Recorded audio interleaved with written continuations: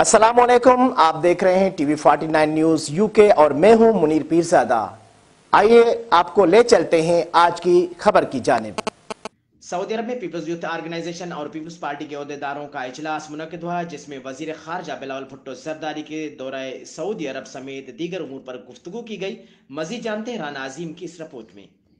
Saudi अरब के दारकूमत Riyadh में peoples youth organisation के सदर एहतशाम जावेद कोहली और जनरल सेक्रेटरी एजाज रहीम की जानिब से मुनक्कदा इजलास में पीपल्स पार्टी सऊदी अरब के सदर तसव्वुर चौधरी समेत पीपल्स पार्टी रियाद रीजन के अहदेदारान शरीक थे। इस मौका पर शुरका का कहना था कि वज़ीर खारजा बिलावल भुट्टो जरदारी के दौरा सऊदी अरब से दोनों ममालिक के दरमियान नई हम आहंगी और तल्लुकात ने जन्म लिया है, जिससे पाक सऊदी तिजारती और सरमायाकारी में इजाफा होगा।